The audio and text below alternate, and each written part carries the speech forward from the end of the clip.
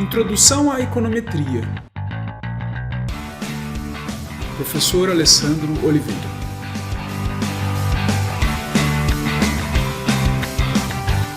Regressão por OLS.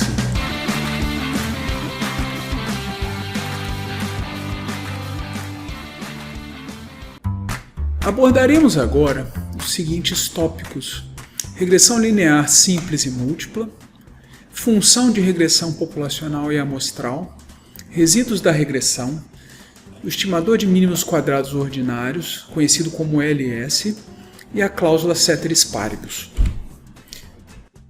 O modelo de regressão linear simples é basicamente esse modelo, essa equação que está sob estudo, tá bom?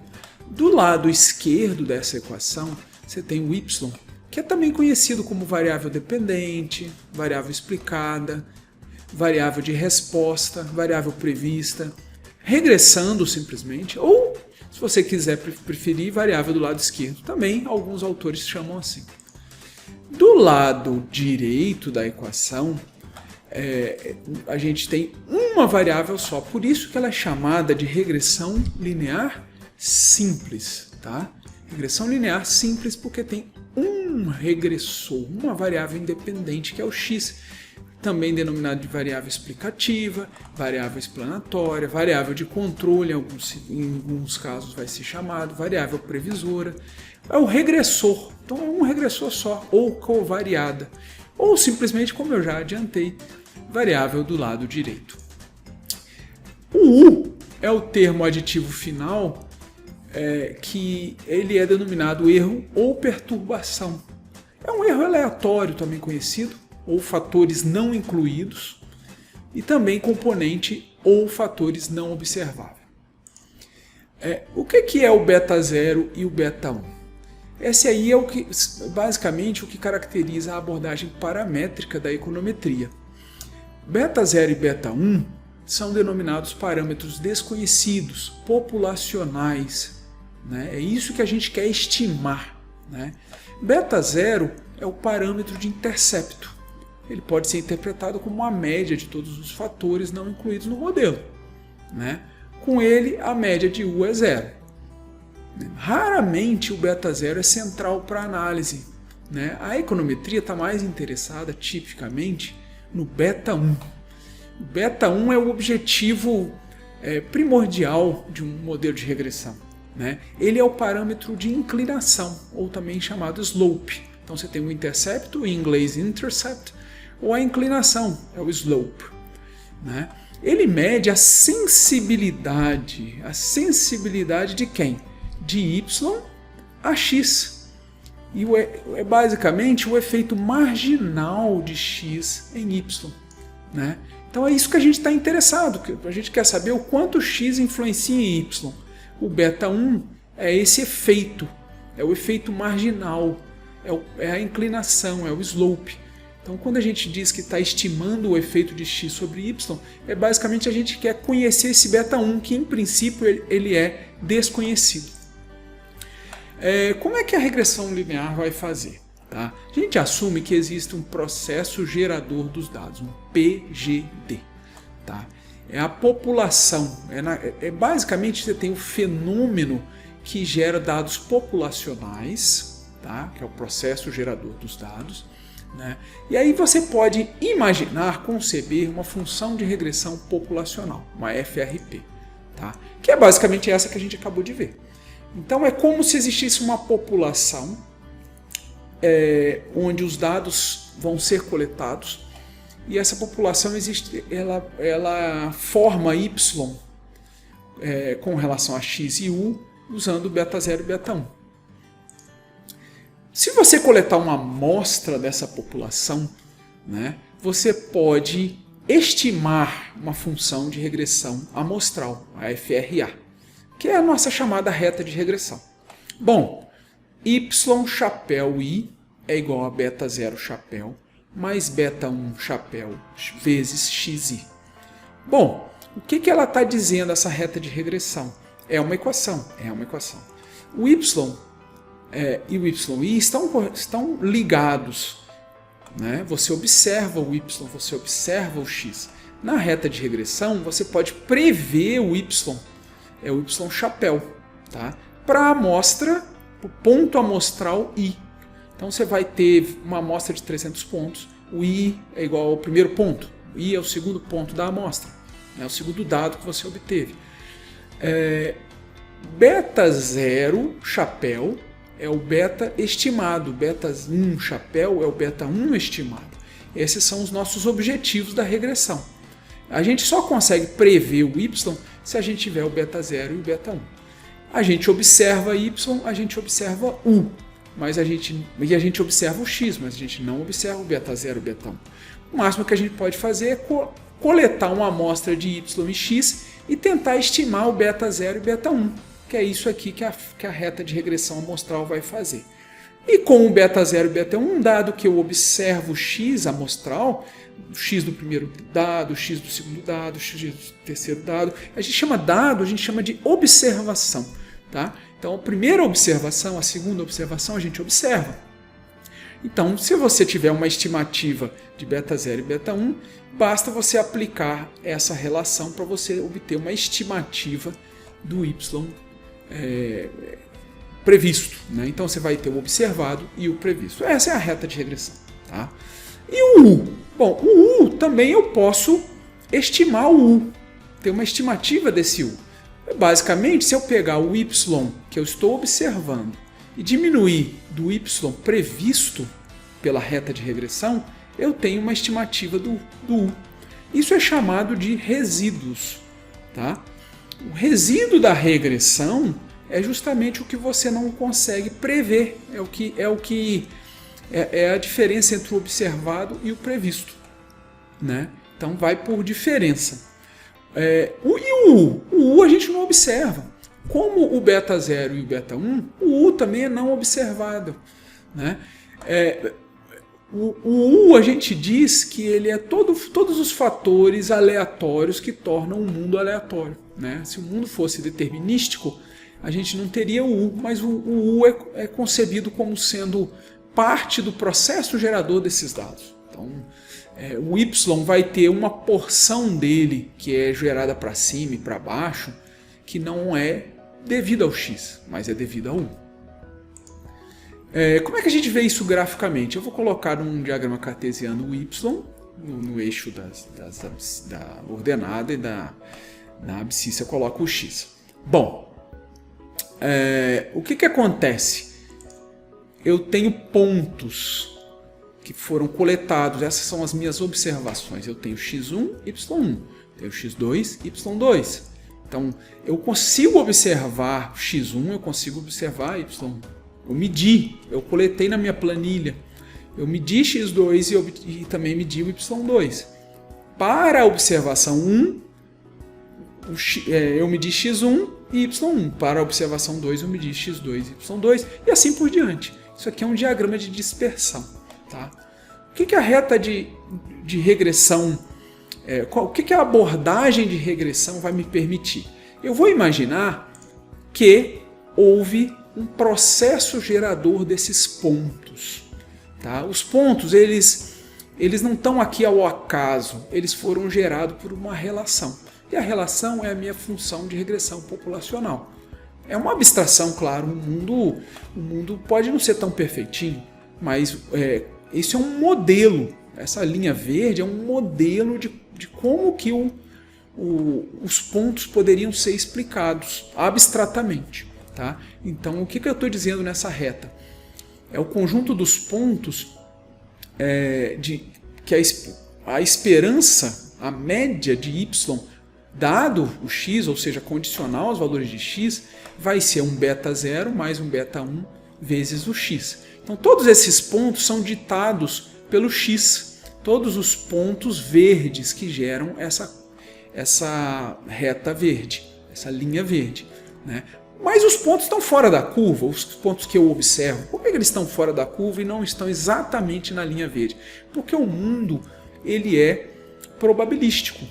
É assim que a regressão modela o processo gerador desses pontos. Então eu tenho o y, a esperança do y né? Então, na média, eu vou estar nessa reta, mas, é claro, para cada observação existe um choque, uma perturbação, existe um termo de erro que joga para baixo e joga para cima da reta.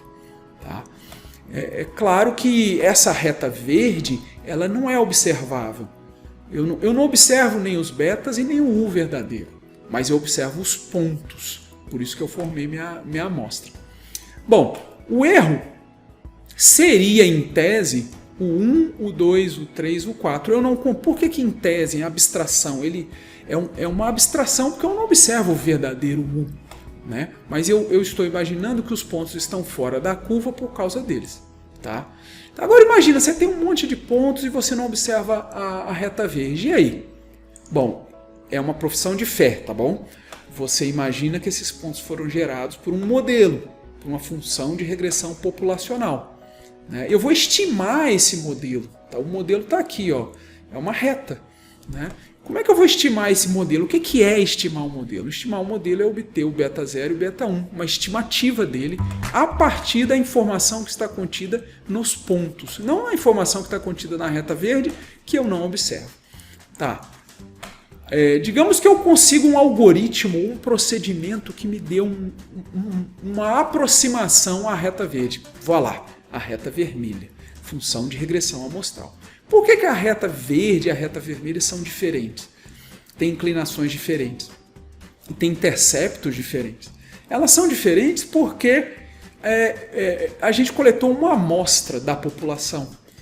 A gente nunca vai conseguir estimar a verdadeira reta verde. A verdadeira reta verde é uma abstração que a gente nunca vai poder confrontar uma coisa com a outra. A gente imagina que a gente está acertando, a gente está quase acertando, mas é a probabilidade zero de você ter exatamente a reta. Isso não importa, contanto que consistentemente, né, os econometristas estudam o comportamento da reta vermelha na medida que obtenho muitas amostras, várias amostras. E aí, na média, a reta vermelha vai se aproximar à reta verde. Tá? As inclinações são iguais. Mas se você tem uma amostra, que é o caso tradicional, você de alguma forma vai errar. Mas o que a gente quer é que a gente tenha um estimador consistente desse beta, que seja suficientemente próximo do beta 1 e do beta 0. Vá lá, a reta vermelha é justamente a função de regressão, a reta de regressão. É o y previsto. Todos os pontos previstos estão aqui. Beta 0 chapéu mais beta 1 chapéu que eu obtive usando esse algoritmo, esse estimador, vezes x. Bom, a gente obteve essa reta vermelha pela nuvem de pontos e ela fura a nuvem de pontos, né? Com essa reta FRA visando aproximar a FRP. Tá? Cada ponto é o que eu observei, x1, y1, não está nem na reta verde nem na reta vermelha. Mas eu sei que existe um erro associado, um erro abstrato associado a esse ponto, e existe um erro estimado, que é o 1 chapéu, que é a diferença entre o observado e o previsto. Então nem o erro eu consigo observar, eu consigo só estimar. Da mesma forma que se eu tiver em x2 e o x2 for lá em cima, o erro U2, eu tenho um erro U2 e eu tenho um erro U2 chapéu, tá bom? A econometria vai se basear nesses princípios. Tá? O que seria a regressão por OLS? OLS é uma sigla muito importante, muito tradicional. É um modelo extremamente conhecido e também extremamente batido. Que fique claro isso desde o início. É o estimador de mínimos quadrados ordinários. Em português, MQO. Em inglês, Ordinary Least Squares, OLS, que é a sigla que geralmente a gente usa, né? Então, o estimador OLS é aquele algoritmo para você encontrar a reta vermelha baseado nos pressupostos. Vai haver vários pressupostos para eu fazer a estimação por OLS. É um modelo de otimização que vai encontrar a FRA que melhor se ajusta aos pontos. Ou seja, é um modelo otimizador. Ele não é um modelo qualquer, é um modelo que busca encontrar a reta FRA que melhor representa os pontos a amostra obtida, dadas algumas hipóteses estatísticas, tá bom? Como é um modelo de otimização, ele tem uma função objetivo, minimizar a soma dos quadrados dos resíduos. A soma do quadrado dos resíduos. A gente vai ver como é que a soma do quadrado dos resíduos é construída. Eu vou pegar todos aqueles resíduos, aqueles U chapéus, tá? Vou elevar ao quadrado, vou somar e vou obter beta 1 e beta 2, beta 0 e beta 1 chapéus que minimizem essa soma dos quadrados desse resíduo, tá bom? Então nós vamos estimar os parâmetros da regressão usando essa função objetivo. Eu falei de algumas hipóteses, né, que o OLS tem. Vamos falar de uma primeira hipótese. A gente tem a hipótese de que a média condicional é zero. Tá? A média de U, por hipótese, é igual a zero. Tá? Então a gente assume que na população o U tem média zero. Isso não é tão complicado de assumir, assumindo que o beta zero é o intercepto. Então qualquer valor que não é exatamente aleatório, mas que é fixo de y, já vai ser expurgado pelo beta zero. Então, se ele tivesse média 1, por exemplo, eu jogava essa média para cá e tudo que fosse acima ou abaixo da média seria capturado pelo U. Né? Então, o U tem a média zero, e a média condicional zero significa que x e U devem ser não correlacionados, ou seja, o x não pode ser relacionado com o U. Né? Então essa é a primeira das hipóteses, vai haver algumas, tá, que mostram as restrições estatísticas do modelo OLS. Né? Se eu tivesse uma regressão linear múltipla, o que aconteceria? Bom, a regressão linear múltipla é simplesmente a regressão linear, também linear, você está vendo? São termos aditivos, né? Eu estou adicionando termos até chegar no U, e eu tenho, em vez de uma variável do lado direito, eu tenho várias variáveis do lado direito, mais de uma, não é várias, eu tenho mais de uma, se eu tiver duas já é regressão múltipla. Tá? Então a regressão simples ela só tem uma variável, a regressão múltipla tem várias variáveis. É o caso mais comum, né? Porque a maioria dos fenômenos a serem estudados, eles não são modeláveis com uma variável só. Né? É uma análise multivariada. Tá? O bacana da regressão linear múltipla é que ela decompõe o y em partes. Tá? Então eu tenho a parte do y que é fixa, aqui o beta zero. Eu tenho a parte do y que é relacionada com x1. Eu tenho a parte do y que é relacionada com x2. E vai por diante eu tenho a parte do y que é relacionada com xk. A parte do y que é relacionada com fatores totalmente aleatórios, erráticos, é o U. Né? O que a gente pode considerar nessa reta de regressão? Que os fatores que forem relacionados a x2, eles são de x2. Né? Eles não têm a ver com x1. A parte de x1 está aqui. Da mesma forma como a parte de x1, estando aqui, ela não está relacionada a x2. Então esse aqui é a beleza da regressão linear múltipla. A gente pode provar matematicamente que o modelo, o beta 1, é o efeito de x1 em y, independente dos outros. Os outros ficam fixos, constantes. Mesmo que o x2 esteja mudando, o efeito de x1 em y é medido por beta 1. O x2 não tem nada a ver com isso, nem x3 nem xk. Né? E lembrando que a média é condicional zero, então também o U não pode interferir, né, na relação entre x1 e y. Se isso acontecer, aí vai haver uma quebra de hipótese. Tá bom?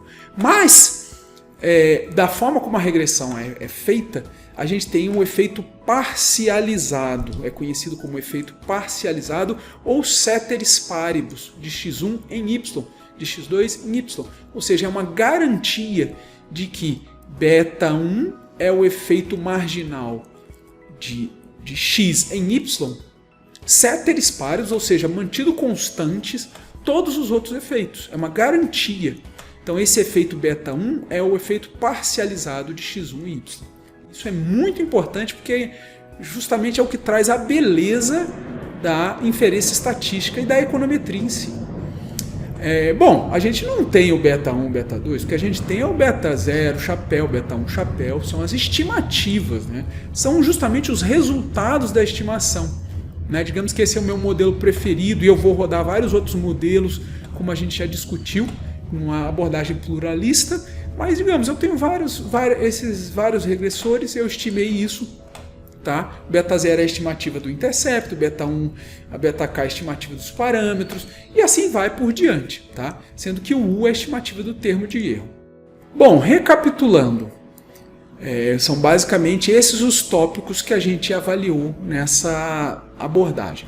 Primeiramente, a gente estudou a regressão linear simples e a múltipla, sendo que a simples é aquela com uma variável, a múltipla é mais de uma variável.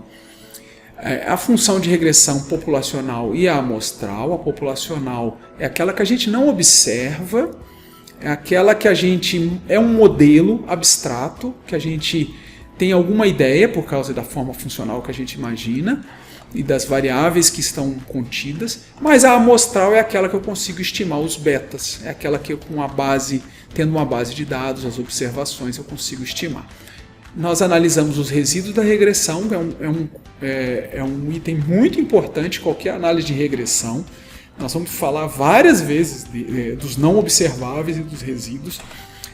A gente analisou uma forma de estimar, que é o estimador de mínimos quadrados ordinários, o OLS. Haverá outros mais completos, que não tem hipóteses tão restritivas quanto o estimador de mínimos quadrados ordinários, mas que o OLS é o princípio de tudo, né? Ele faz um bom papel para começo de conversa em qualquer estudo. Ele vai ser estendido na medida que a gente encontre problemas na regressão tradicional. E a gente analisou o que é a cláusula ceteris paribus.